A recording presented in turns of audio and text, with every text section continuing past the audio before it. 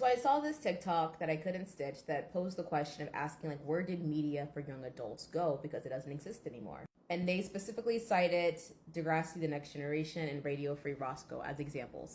I'm going to tell you where I think it went. So Degrassi, The Next Generation came out when I was in the 7th grade. And one of the groundbreaking things about Degrassi, The Next Generation, and what is still groundbreaking about it today, is that they actually cast middle schoolers or people who looked like they were in middle school in the roles to play middle schoolers. So you saw them going through these awkward years, and the storylines were fairly age appropriate for storylines you would expect middle schoolers to go through and what you would expect middle schoolers to view on TV. So when you watch the first 2 seasons of Degrassi, The Next Generation, it feels like you're watching an after-school special, and the writing is really corny and it's terrible, but it should be because it's written for middle schoolers. But season 3 wanted to like step it up and go there. So then it was like, oh, that story is just like that girl we heard from Algebra 2 who did that thing. So it may or may not be relatable to you, but you probably knew someone at your school it was relatable to. And this is where some of the problematic stuff with Degrassi comes in. So like one episode, You Got the Look, was about a character named Manny kind of stepping into her sexuality and going from girlhood to womanhood. And she's kind of playing around with her dress in order to figure out like what's her style. There's this infamous shot of a thong. It's like one of these iconic Degrassi memes about Manny and this thong.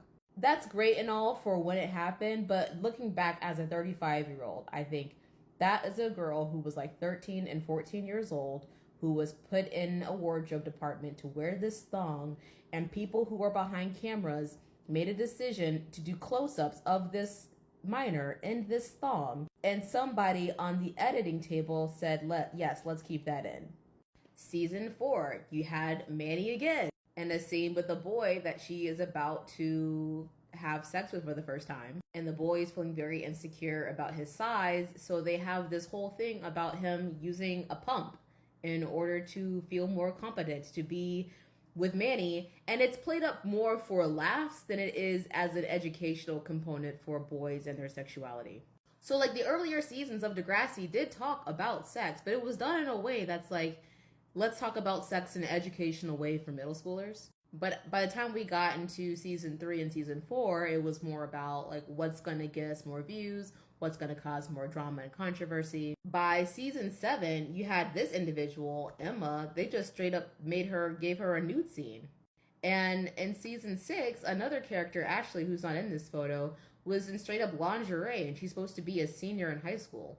And you can say like, okay, these actors are of age, but at the end of the day, they were still playing high schoolers. And people grew up watching these people on television. And not only that, people's parents were watching this show with their children and watch these kids grow up on television.